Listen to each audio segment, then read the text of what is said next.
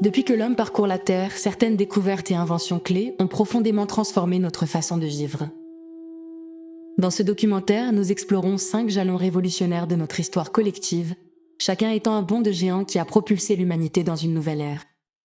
Ce sont les étincelles qui ont déclenché des révolutions dans la vie humaine. De l'aube de la civilisation à un avenir qui se dessine à l'horizon. Plongeons dans l'histoire de chacun de ces jalons et découvrons pourquoi ils ont été si profondément disruptifs. That's one small step for man, one giant leap for mankind. Notre histoire commence il y a des centaines de milliers d'années, lorsque les premiers humains ont maîtrisé le feu. Le feu était plus qu'une source de chaleur ou de lumière, ce fut un tournant dans l'évolution humaine. Charles Darwin lui-même considérait le feu, avec le langage, comme l'un des 2 accomplissements les plus significatifs de l'humanité. En effet, aucune société humaine connue n'a jamais vécu sans feu pour la cuisson et la chaleur. Pour nos lointains ancêtres, le moment où ils ont capturé et contrôlé le feu a dû sembler presque magique. Une force de la nature, dangereuse et puissante, soudainement transformée en outil. Les preuves archéologiques suggèrent que les hominidés utilisaient très tôt les feux de camp. Sur un site en Israël, par exemple, des pierres et des outils en silex montrent des signes de chauffe, indiquant que les humains y contrôlaient le feu il y a environ 790 000 ans. Et il y a environ un demi-million d'années, des groupes comme l'Homo erectus entretenaient probablement des feux dans des grottes à travers l'Afrique et l'Asie. La lueur du feu tenait à distance les bêtes prédatrices et prolongeait le jour au-delà du coucher du soleil, permettant à nos ancêtres de socialiser et de planifier dans l'obscurité. Certains anthropologues suggèrent même que le fait de se rassembler autour du foyer pour partager des histoires et des connaissances pourrait avoir stimulé les liens sociaux et la communication. Mais l'impact le plus profond du feu fut peut-être la cuisson. La cuisson des aliments les rendait beaucoup plus faciles à mâcher et à digérer, fournissant ainsi bien plus de calories et de nutriments que la nourriture crue. Ce fut une révolution pour le corps et le cerveau humain. Des biologistes ont avancé que lorsque les premiers humains ont appris à cuisiner, ils ont externalisé une partie du processus digestif au feu. La nutrition supplémentaire provenant des viandes et des plantes cuites pouvait alors alimenter des cerveaux plus gros. En fait, le cerveau humain est un organe gourmand en énergie. Environ 20% de nos calories sont utilisées pour faire fonctionner notre esprit.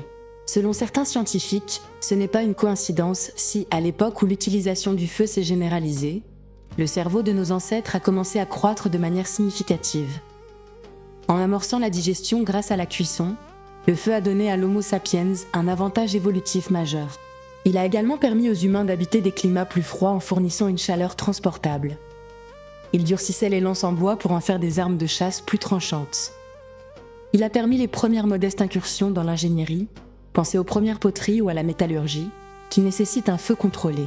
Plus fondamentalement, le feu a ouvert la voie aux humains pour modifier leur environnement à volonté, pour défricher des terres, cuire des aliments, éclairer l'obscurité. Avec le pouvoir du feu en main, nos ancêtres pouvaient survivre et prospérer comme aucune autre créature ne le pouvait.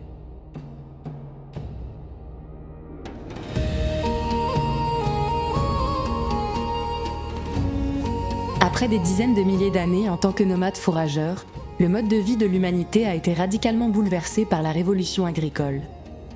Il y a environ 12 000 ans, alors que la dernière période glaciaire touchait à sa fin, des groupes de chasseurs, cueilleurs dans plusieurs régions du monde, ont commencé à cultiver des plantes et à domestiquer des animaux.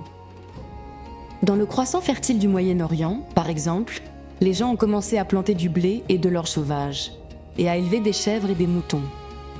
Ce passage d'une vie d'errance à la recherche de nourriture à une agriculture sédentaire est connu sous le nom de révolution néolithique, et il est souvent décrit comme l'un des tournants les plus importants de l'histoire humaine. En déposant leur lance pour prendre la charrue, nos ancêtres se sont lancés dans un mode de vie radicalement nouveau. Comment l'agriculture a-t-elle propulsé l'humanité dans une nouvelle ère ? D'une part, l'agriculture a permis des excédents alimentaires à une échelle jamais vue auparavant. Au lieu de consommer immédiatement les aliments sauvages, les gens pouvaient cultiver des cultures de base, céréales, légumes, légumineuses et stocker la récolte pour survivre aux hivers ou aux sécheresses. Des surplus alimentaires fiables signifiaient que les populations pouvaient s'agrandir. Des groupes qui comptaient autrefois quelques dizaines de personnes pouvaient s'étendre pour devenir des villages de centaines ou des villes de milliers d'habitants. Avec des fermes à entretenir, les humains se sont installés de manière permanente au même endroit, construisant les premières maisons et les premiers espaces publics, les rudiments des villes. L'agriculture a également créé la spécialisation du travail. Grâce à la production excédentaire, tout le monde n'avait pas besoin d'être agriculteur. Certaines personnes pouvaient devenir des fabricants d'outils, des bâtisseurs ou des commerçants spécialisés. L'avènement d'artisans spécialisés et de nouvelles technologies, comme les meules, les faucilles et les charrues, a rapidement suivi la révolution agricole.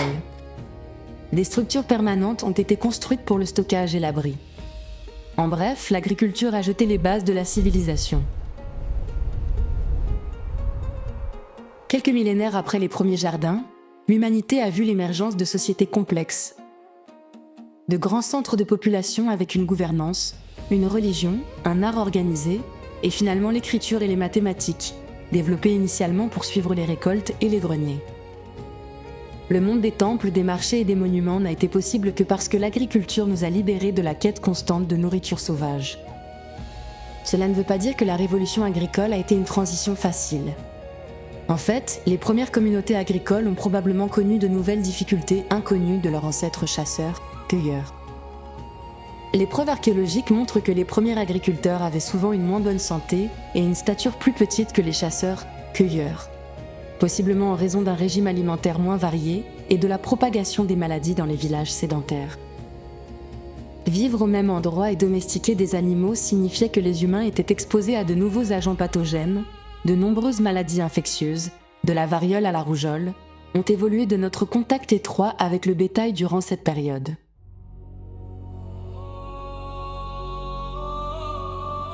L'agriculture a également entraîné des inégalités sociales et des conflits. Les surplus de nourriture ont mené à l'accumulation de richesses et avec elles, à la compétition pour les terres et les ressources. Des hiérarchies sont apparues, avec certains individus ou familles contrôlant plus de biens que d'autres, un changement radical par rapport au groupe relativement égalitaire du Paléolithique. Pourtant, malgré ces défis, l'agriculture s'est répandue et a perduré parce que ses avantages l'emportaient sur les coûts. La stabilité de la production alimentaire pouvait subvenir aux besoins de beaucoup plus de gens, et ces gens pouvaient coopérer pour accomplir des choses incroyables. De la Mésopotamie à la vallée de l'Indus, en passant par la Mésoamérique, l'agriculture a ouvert la voie à l'essor des cités et des royaumes, au développement d'outils et d'armes avancées, et à l'explosion de l'apprentissage collectif. Dans le sol fertile des premières fermes se trouvaient les graines de la philosophie, de la science et de la culture. Toutes les réalisations de la civilisation ont poussé à partir de cette racine. L'agriculture a fondamentalement bouleversé la relation de l'humanité avec la nature, nous transformant en gestionnaires de la terre et multipliant notre nombre par millions. Après la révolution néolithique, il n'y avait plus de retour en arrière possible.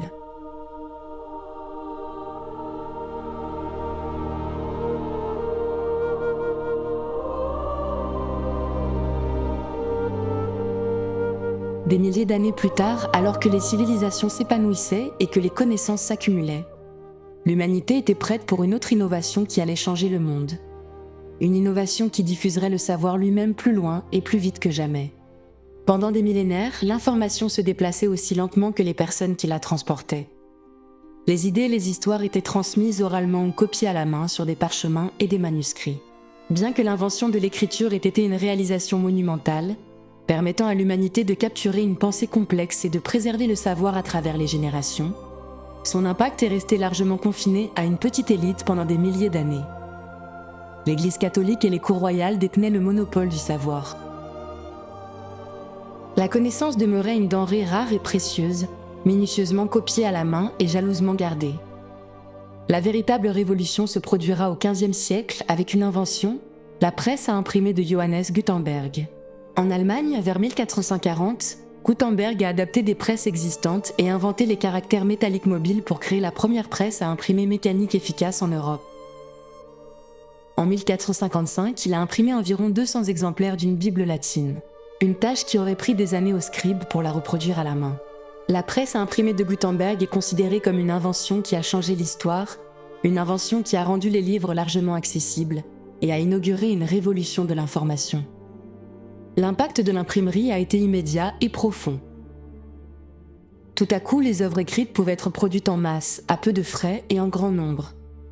Les historiens appellent les 50 années qui ont suivi l'invention de la presse, la révolution de l'imprimerie, période durant laquelle la production de livres en Europe a explosé.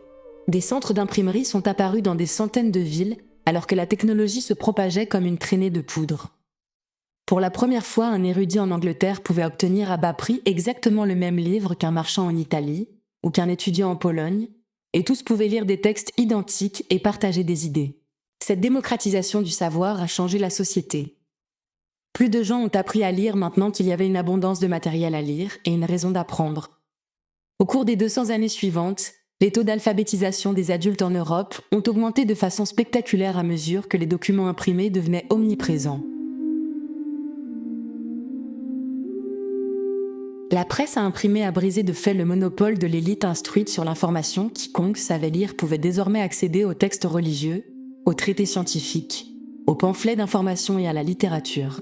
Quelques décennies seulement après la première presse de Gutenberg, la quasi-totalité du corpus de la littérature classique, les œuvres de l'Antiquité grecque et romaine, avaient été imprimées et distribuées à travers l'Europe.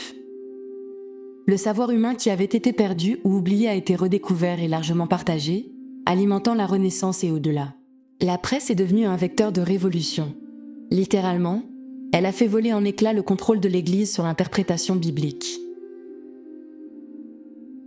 Lorsque Martin Luther a cloué ses 95 thèses à la porte d'une église en 1517, les copies imprimées se sont répandues dans toute l'Europe en quelques semaines. Auparavant, de telles disputes théologiques étaient restées confinées aux cercles académiques. Désormais, elles déclenchaient une révolution. La réforme protestante qui a fragmenté le christianisme et redessiné la carte politique de l'Europe aurait été impossible sans l'imprimerie. De même, la révolution scientifique au XVIIe siècle a fait un bond en avant grâce aux revues et aux livres imprimés qui ont permis aux scientifiques de partager leurs découvertes et de s'appuyer sur le travail des autres. Chacune de ces innovations a brisé d'anciennes barrières, et dans le cas de l'imprimerie, la barrière était la diffusion même du savoir. La propagation des livres imprimés a nourri des populations instruites qui allaient finalement être le moteur de nouvelles révolutions politiques, scientifiques et industrielles. On pourrait dire que le petit atelier de Gutenberg à Mayence a allumé une mèche qui brûle encore aujourd'hui, une mèche d'idées. Et ces idées, en se propageant et en se multipliant, ont bientôt contribué à la capacité de l'humanité à maîtriser la science et les technologies.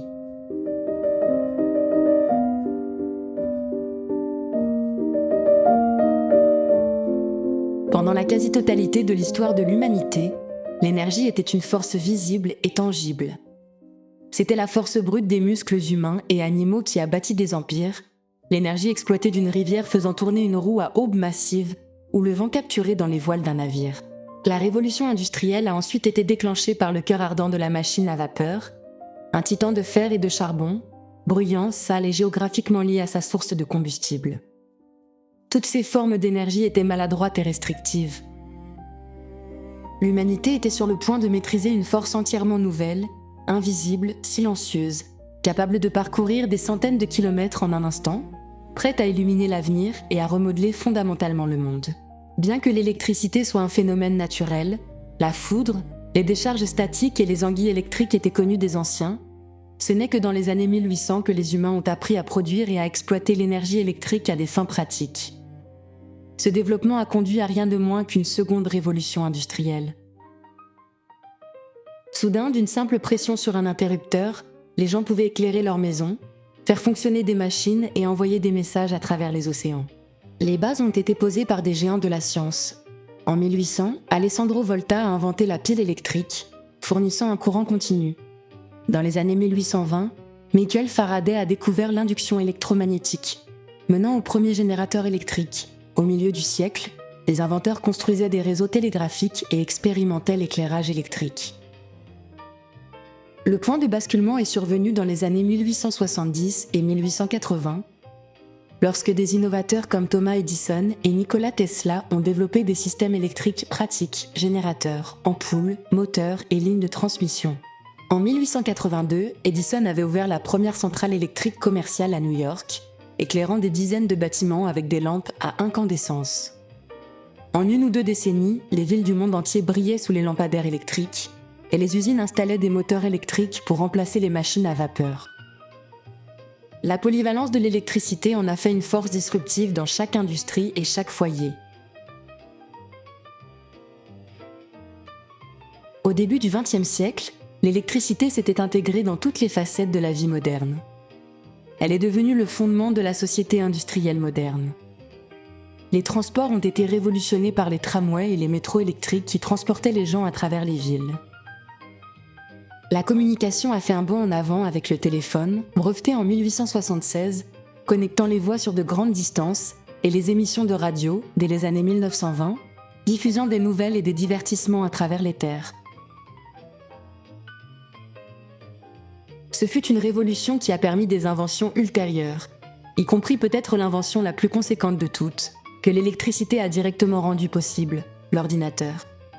Et avec l'informatique est venue la quête d'un nouveau type de pouvoir, le pouvoir de l'intelligence elle-même, nous menant au seuil de la prochaine grande disruption de notre histoire, l'intelligence artificielle générale.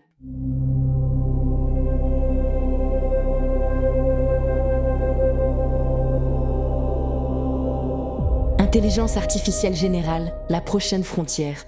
Notre voyage nous emmène maintenant du passé vers l'avenir. Le feu, l'agriculture, l'imprimerie et l'électricité sont des réalisations que l'humanité a déjà concrétisées. Mais qu'en est-il du prochain saut potentiel, celui qui ne fait qu'émerger aujourd'hui ? Beaucoup pensent que l'intelligence artificielle générale, IAG, sera la prochaine découverte qui perturbera fondamentalement la trajectoire de l'humanité. L'IAG désigne une intelligence hypothétique de machine ou de logiciel qui posséderait la capacité de comprendre, d'apprendre et d'appliquer des connaissances dans n'importe quel domaine de la vie, un peu comme un être humain. En d'autres termes, une IAG ne se contenterait pas de jouer aux échecs, de conduire une voiture ou de répondre à des questions de culture générale. Tâches que les IA d'aujourd'hui peuvent accomplir individuellement, elle serait capable d'effectuer n'importe quelle tâche intellectuelle, de résoudre n'importe quel problème, et peut-être même de s'améliorer elle-même. Depuis l'aube de l'informatique dans les années 1950, les chercheurs considèrent l'IAG comme l'objectif ultime. Lors d'une célèbre conférence en 1956, les fondateurs de la recherche en IA ont émis l'hypothèse que chaque aspect de l'apprentissage ou toute autre caractéristique de l'intelligence pourrait en principe être reproduit par une machine. Bref, si nous pouvions comprendre précisément comment fonctionne l'intelligence humaine, nous pourrions construire un esprit artificiel doté des mêmes capacités générales. La réalisation d'un tel système serait un jalon disruptif à la hauteur, voire supérieur, des plus grandes inventions du passé. Pourquoi ? Considérez que chaque avancée antérieure a étendu les capacités humaines. Le feu nous a donné le contrôle de la chaleur et de la lumière, l'agriculture nous a donné la sécurité alimentaire, l'imprimerie nous a donné accès à la connaissance, l'électricité nous a donné la puissance industrielle. L'IAG, en revanche, nous donnerait quelque chose d'étrangement familier, mais de totalement nouveau, un nouveau type d'intelligence. Ce serait une machine capable de penser, de raisonner et d'apprendre comme nous, mais potentiellement à une vitesse et à une échelle bien plus grande. Une telle entité pourrait rechercher des remèdes contre des maladies, concevoir des solutions au changement climatique, ou créer de l'art et de la littérature. Elle pourrait essentiellement prendre en charge toute tâche qui nécessite normalement l'intellect humain. L'impact économique et social de cela est difficile à imaginer. Cela pourrait signifier l'automatisation de la quasi-totalité des emplois, une accélération scientifique sans précédent, et peut-être l'émergence de machines capables d'innover de nouvelles technologies au-delà de l'imagination humaine. Certains ont suggéré que si une IA super intelligente est créée, ce pourrait être la dernière invention que l'humanité ait jamais besoin de faire. Car l'IA, étant plus intelligente que nous, pourrait concevoir elle-même toutes les inventions futures. D'un autre côté, l'IAG comporte également des risques et des incertitudes profonds. Par définition, une intelligence générale pourrait se fixer ses propres objectifs et stratégies. Si ces objectifs ne sont pas alignés sur les valeurs ou le bien-être humain, les résultats pourraient être désastreux. Notamment, de nombreux penseurs et scientifiques éminents ont exprimé leur inquiétude quant à la perte de contrôle d'une IA super intelligente. Le physicien théoricien Stephen Hawking a averti qu'une IA avancée pourrait signifier la fin de la race humaine. Si nous ne sommes pas prudents, et de nombreux chercheurs en IA et leaders technologiques ont fait écho à ce sentiment ces dernières années. La crainte est qu'une machine plus intelligente que nous à tous égards puisse poursuivre des objectifs qui entrent en conflit avec la survie ou la liberté de l'humanité. Elle pourrait par exemple s'améliorer rapidement. Un scénario souvent appelé explosion de l'intelligence ou singularité, au point que nous ne pourrions plus la comprendre ni la contenir. Dans le pire des cas, une telle entité pourrait, par inadvertance ou intentionnellement, causer de grands dommages. C'est pourquoi certains experts appellent aujourd'hui à une surveillance attentive et à des directives éthiques à mesure que nous développons une IA plus avancée. Que l'IAG libère l'humanité en résolvant des problèmes et en permettant une prospérité inégalée, ou qu'elle menace notre existence même est une question vivement débattue. Ce qui est clair, c'est qu'elle marquerait un nouveau chapitre dans l'histoire humaine.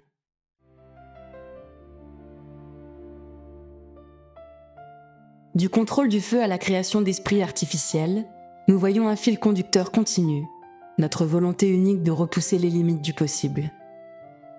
Chaque découverte s'est appuyée sur la précédente, nous éloignant de nos origines cavernicoles vers la société mondiale sophistiquée que nous connaissons aujourd'hui. L'IAG, si elle se réalise, serait le dernier et peut-être le plus grand disrupteur, nous forçant à nous confronter à la question de ce que signifie être humain lorsque nous ne sommes plus la seule intelligence générale présente.